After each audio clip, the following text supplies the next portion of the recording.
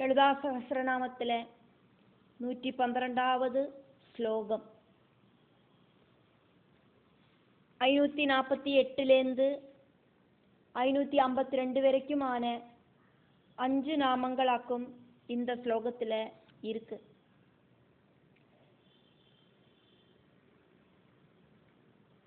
பிரகாசமயமாயிருக்கிற பரபிரம்மத்தோடு சொதவே இருக்கிற அந்த தேஜஸாயிட்டு இருக்கிறவளாக்கும் தேவி, ஞான സ്വരൂപിണിയാക്കും தேவி, ஆகாசம் தொடங்கின பிரபஞ்சத்தை ഉണ്ടാக்கிறவளாக்கும் தேவி, எல்லா ரோகங்களும் இல்லாம பண்றவள் தேவியாக்கும், அபமிருத்யு காலமிருத்யு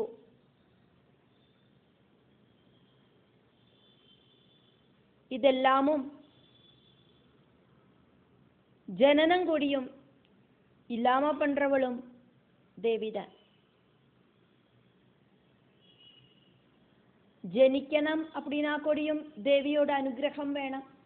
ദേവിയോട് അനുഗ്രഹം இல்லைனா ജനനം அப்படிங்கிறதும் ஜீவாத்மாவுக்கு സംഭവിക്കാது. വിമർശരൂപിണി വിദ്യാ വിയദാദി ജഗൽപ്രസൂ സർവവ്യാധി പ്രശമനേ സർവമൃത്യുനിവാരിണി.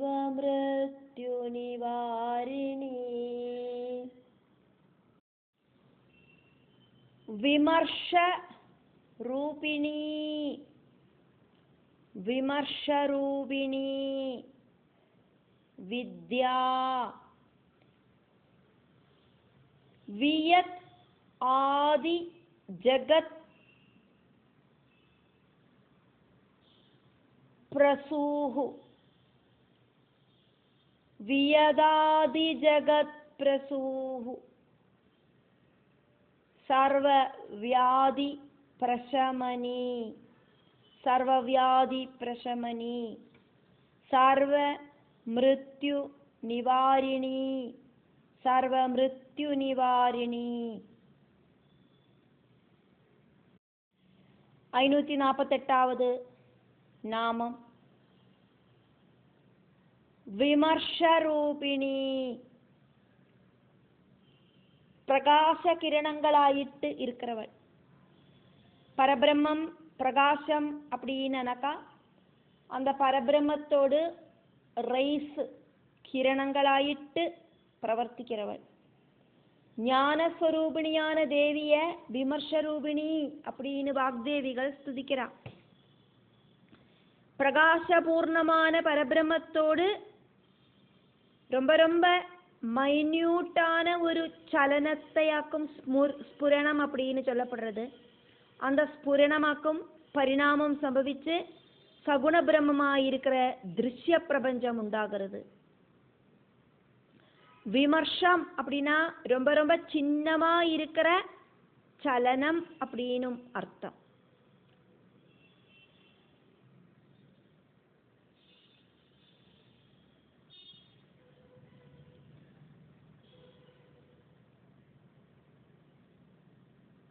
சங்கல்பத்துல சலனமில்லாத பரபிரம்மத்துல சேர்ந்து இருக்கிற ചലിக்கிற சக்தி. பரபிரம்மம் அந்த பரபிரம்மத்தோடு கூடி சேர்ந்து நிற்கிற ചലിக்கிறதுக்கு சக்தி இருக்கிற சக்தி. அந்த சக்தியாக்கும் சராச்சரங்களை சிருஷ்டிக்கவும் സംരക്ഷിക്കവും സംഹാരം பண்ணவும் செய்யறது.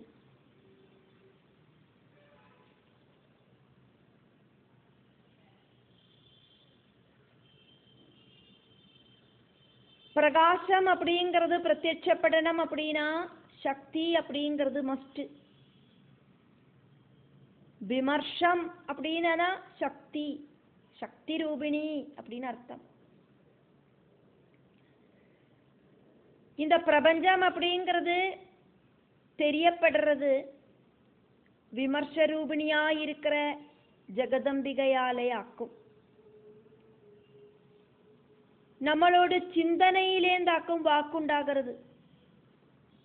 சிந்தனாசக்தி அப்படிங்கிறது நமக்குள்ள இருக்கிற ஒரு பிரகாசமாக்கும். அது வாக்கு வழியா வெளியில பிரகடமாகிறது.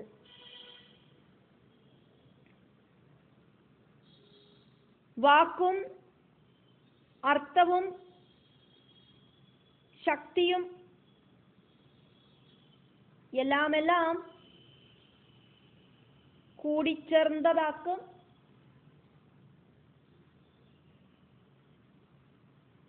പരബ്രഹ്മത്തോട് ശക്തി സ്വരൂപം.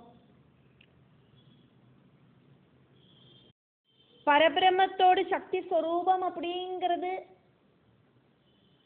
சிவனேதான். சிவனேதான் சக்தி, சக்தியேதான் சிவன். சிவன் இல்லேனா சக்தியும் இல்லை, சக்தி இல்லேனா சிவனும் இல்லை.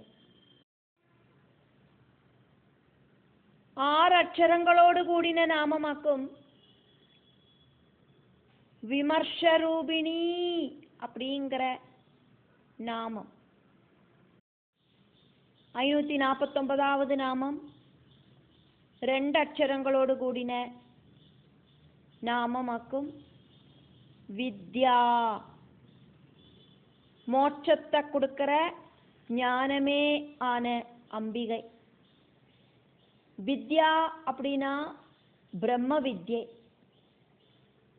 பிரம்ம வித்யை தெரிஞ்சானா அதுக்கப்புறம் வேற ஒன்றும் தெரிஞ்சுக்க வேண்டாம். அதாக்கும் பிரம்ம வித்யை. ஏதொரு வித்யை தெரிஞ்சாலாக்குமோ வேற ஒன்றும் தெரிய வேண்டாம். அதாக்கும் பிரம்ம வித்யை.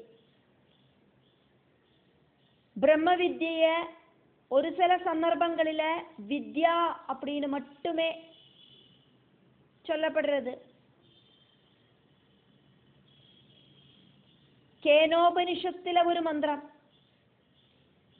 പ്രതിബോധ വിദിതം മതം അമൃതത്വം ഹി വിന്തതേ ആത്മനാ വിന്തതേ വീര്യം വിദ്യയാ വിന്തതേ അമൃതം.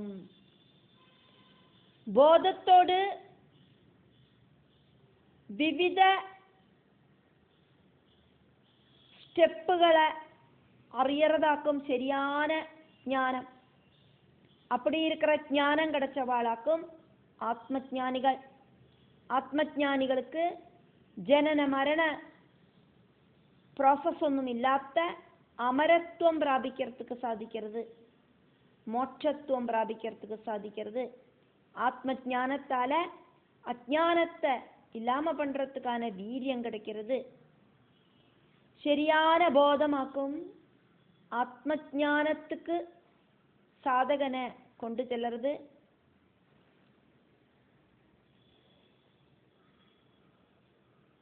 போதம் அப்படிங்கிறது ஆக்டிவேட் ஆச்சு அப்படின்னு நினைக்கா ஆத்ம சாட்சா்காரம் உடனடியா சம்பவிக்கிறது. ஞானவும் ஞாதாவும் அறிவும் அறியறவனும் ஆத்மாவேதான் அப்படிங்கிற திருபுடி ஆக்கும் சரியான அறிவு. அந்த சரியான அறிவை வித்யா அப்படி இல்லைன்னா பிரம்ம வித்யா அப்படின்னு சொல்லப்படுறது. வித்ய கொடுக்கிற அம்பிகைய வித்யா அப்படின்னு வாக்தேவிகள் ஸ்துதிக்கிறா.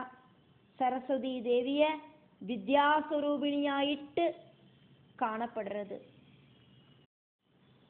550வது நாமம் 8 அக்ஷரங்களோடு கூடின நாமமாக்கும். இது வியத் ஆதி ஜகத் பிரசூஹு. வியதாதி ஜகத் பிரசூஹு. ஆகாசம் தொடங்கின ஜகத்தை பிரசவிக்கிறவர். ஆகாசம், வாயு, அக்னி, ஜலம், பூமி இப்படி இருக்கிற பஞ்சபூதங்கள் இன்க்ளூடா இருக்கிற இந்த பிரபஞ்சத்தை பிரசவிக்கிறவள் அப்படிங்கிற அர்த்தத்துல தேவிய வியத் ஆதி ஜகத் பிரசூஹு அப்படின்னு வாக்தேவிகள் ஸ்துதிக்கிறா. பதங்களை பிரிக்காதைக்கு வேணும் நாமங்களை சொல்லறதுக்கு. அதனால வியதாதி ஜகத் பிரசூஹு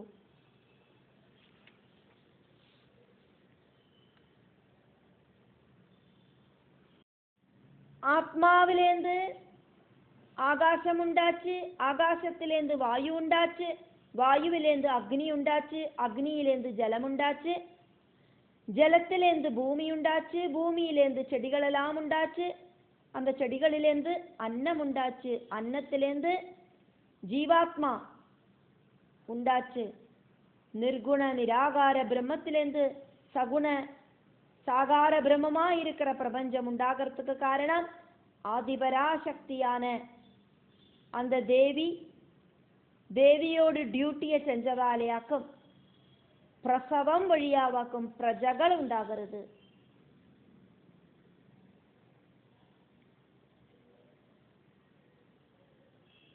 தைத்திரிய உபனிஷத்துல சிருஷ்டியை സംബന്ധിച്ച ഒരു മന്ത്രമാക്കുമേ നമ്മളിപ്പോൾ பார்த்தது. തസ്മാത് വാ ഏതസ്മാദാത്മന ആകാശഃ സംഭൂതഃ ആകാശാത് വായുഃ വായോഃ അഗ്നിഃ അഗ്നോഃ ആപഃ അദ്യഃ പൃഥ്വീ പൃഥ്വ്യാ ഓഷധയഃ ഓഷധീദ്യോ അന്നം അന്നാത് പുരുഷഃ. அதனோட அர்த்தத்தையாக்கும் நம்ம இப்ப பார்த்தோம். இந்த நாமத்துல வியதாதி ஜகத் பிரசூஹு கடைசியில நாமத்தோடு கடைசியில விசர்க்கம் வந்ததால அந்த நாமத்தை நீட்டி சொல்லாம அங்க விசர்க்கத்தை விடணும். 551வது நாமம் சர்வவியாதி பிரசமனி. எல்லா நோய்களையும் இல்லாம பண்றவளாக்கும் அதிபராசக்தியான தேவி.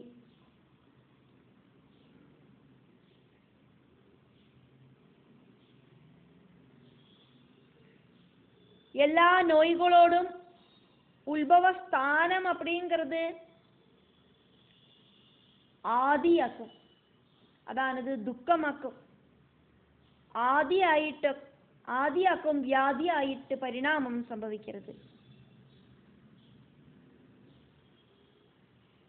മനസ്സ് அப்படிங்கிறது സ്വസ്ഥമായിട്ട് இல்லை அப்படின்னா ஆதி உண்டாகிறது. அந்த ஆதி அப்படிங்கிறது ശരീര அவயவங்களோட பிரவர்த்தனத்தை பலவிதத்துல டிஸ்டர்ப் பண்றது. பிளட் சர்க்குலேஷனுக்கு ஏற்ற இறக்கங்கள் உண்டாக்குறது. சுவாச உச்சுவாசத்தோடு அந்த ஒரு கதியை மாத்துறது. அதே மாதிரி கரெக்டா சிந்தனை பண்றதுக்கான சக்தியை கொடுக்க மாட்டேங்கிறது. மன நிம்மதி இல்லை அப்படின்னாக்கா மரண பயம் அப்படிங்கிறது கூட உண்டாகிறது.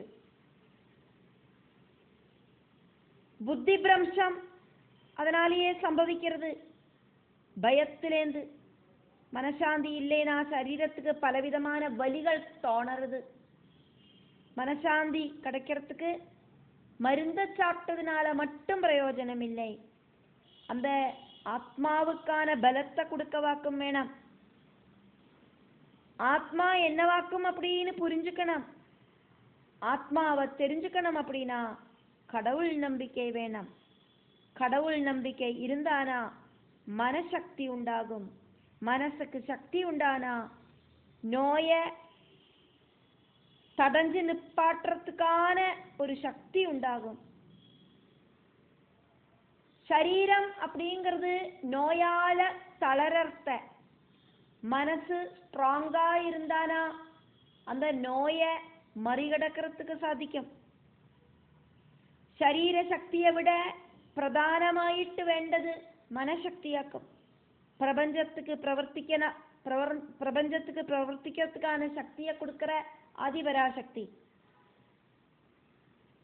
பகவல் பக்தர்களுக்கு மனசக்தியையும் கொடுக்கிறா. ஏதொரு ப்ராப்ளத்தையும் ஃபேஸ் பண்றதுக்கான புத்தி சக்தி தேவி கொடுக்கிறா. எல்லாரோட உள்ளுக்குள்ளேயும் புத்தி சக்தி ஆயிட்டும் மனசக்தி ஆயிட்டும் தேவி ஆக்டிவேட் பண்றா. சர்வவியாதி பிரசமனியாயிருக்கிற தேவியை உபாசிக்கிறவாளுக்கு நோயோடு அந்த ஒரு டிஸ்டர்பு கம்மியாகி வரத அனுபவபூர்வமாயிட்டு தெரிஞ்சுக்கிறதுக்கு சாதிக்கும். அதனால சரீர சம்பந்தமானதும் மனசு சம்பந்தமானதுமான எல்லாவித வியாதிகளையும் சமிப்பிக்கிறவளாக்கும் தேவி. அதாக்கும் வாக்தேவிகள் இங்க சர்வவியாதி பிரசமனி அப்படின்னு தேவிய துதிச்சா. 552வது நாமம் 8 அக்ஷரங்களோடு கூடின நாமமாக்கும். இது சர்வ மிருத்யு நிவாரிணி. மிருத்யு அப்படிங்கிறது பல விதத்துல இருக்கு. அபமிருத்யு அப்படிங்கிறதையும் மிருத்யு அப்படின்னு தான் சொல்லுவோம். அதே மாதிரி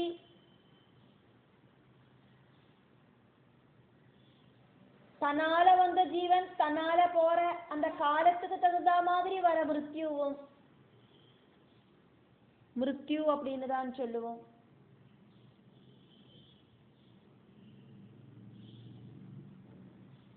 இப்படி இருக்கிற எல்லா மிருத்யுவும் இல்லாம பண்றவள். மிருத்யு அப்படின்னாக்கா மரணம், மரணம் அப்படின்னாக்கா மாற்றம். பகவத்கீதையில 2வது அத்தியாயத்துல பகவான் ஸ்ரீகிருஷ்ணன் அர்ஜுனனுக்கு சொல்றார்,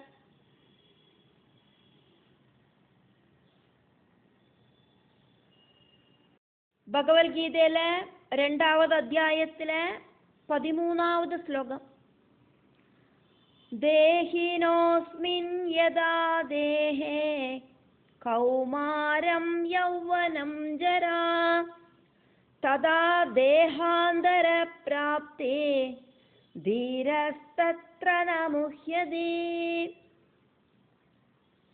தேஹிக்கு அதாவது சரீரத்துக்குள்ள இருக்கிற ஜீவாத்மாவுக்கு இந்த சரீரத்துல எப்படி ஆக்குமோ கௌமாரவும் யௌவனவும் வார்த்தக்யவும் அதே மாதிரிதான் வேற ஒரு சரீரத்தை സ്വീകരിக்கிற அந்த விஷயവും സംഭവിக்கிறது. അതിലൊന്നും ஞானிகள் அட்ராக்ட் ஆகிறதில்லை.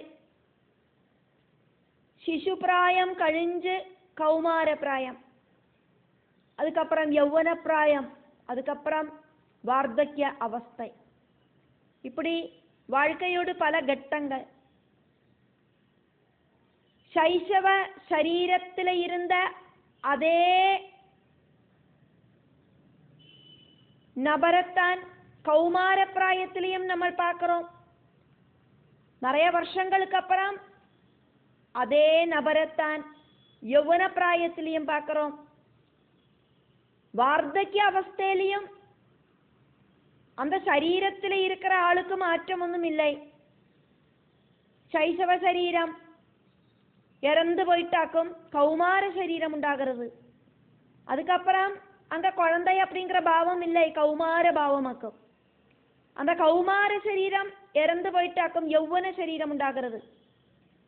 அந்த யௌவன சரீரம் இறந்து போயிட்டாக்கும் வார்த்தக்ய சரீரம் உண்டாகிறது. பின் அங்க யுவாவில்லை, வயசானவராக்கும். இப்படி அந்த சரீரத்துக்கு மாற்றங்கள் உண்டாகிறது. ஓரோ மாற்றத்திலையும் அந்த சரீரத்தோடு மரணாவஸ்தைய வாக்கும் நம்ம பார்க்கிறோம். இந்த மாற்றங்கள் சுவாபாவிகமாயிட்டு உண்டாகிறதாக்கும். வார்த்தக்ய சரீரத்திலிருந்து ஜீவன் சுவாபாவிகமாயிட்டே வேறொரு புதிய சரீரத்தை ஸ்வீகரிக்கிறது. அதனால மரணம் அப்படிங்கிறது பார்த்து ஞானிகள் பயந்துக்கிறது இல்லை. மரணம் அப்படிங்கிறது ஒன்னோடும் அவசானம் அப்படிங்கிறது கிடையாது. செலவா இந்த வாழ்க்கையே வெறுத்து போச்சு அப்படின்னு சொல்லிட்டு அந்த சரீரத்துக்குள்ள இருக்கிற ஜீவாத்மாவை வெளியில தளர்த்துக்கு வேண்டிட்டு சுயமா ஜீவனை போக்கிக்கிறா. അതിലൊന്നും ഒരു അർത്ഥവും ഇല്ല. அந்த ஜீவனுக்கு மறுபடியும் இன்னொரு சரீரமாக்கும் கிடைக்கிறது. அப்போ செஞ்சு கூட்டின பாபங்கள் எல்லாம் அனுபவிச்சு தீர்க்கிறதுக்கு கொடூரமான அனுபவங்களும் உண்டாகும். தன்னால வந்த ஜீவன் தன்னால போனான். கர்மபலங்கள் அனுபவிக்கிறதுக்கு எத்தனையோ ஜென்ம மரணங்கள் ஜீவனுக்கு ஸ்வீகரிக்கேண்டி வருது. அதுலேருந்து பரமமான மோட்சம் கிடைக்கணுமானா ஆதிபராசக்தியோட அனுகிரகம் அப்படிங்கிறது மஸ்ட். மரணங்களை இல்லாம பண்றதுக்கு ஜனனம் அப்படிங்கிறது இல்லாம ஆகணும். அப்படி ஜனன மரணங்கள் இல்லாம ஒரு அவஸ்தை உண்டாக்குறதுக்கு ஆதிபராசக்திக்கு தான் சாதிக்கும். சர்வ மிருத்யு நிவாரணியா இருக்கிற மகாமாயான தேவிக்கு இந்த பிரபஞ்சத்துக்குள்ள சுற்றிக்கரங்கிற ஜீவாத்மாக்களோடு ஜனன மரணங்களை இல்லாம பண்றதுக்கு சாதிக்கும். எல்லாருக்கும் முக்தி அப்படிங்கிறத கொடுக்கறதுக்கு சாதிக்கும்.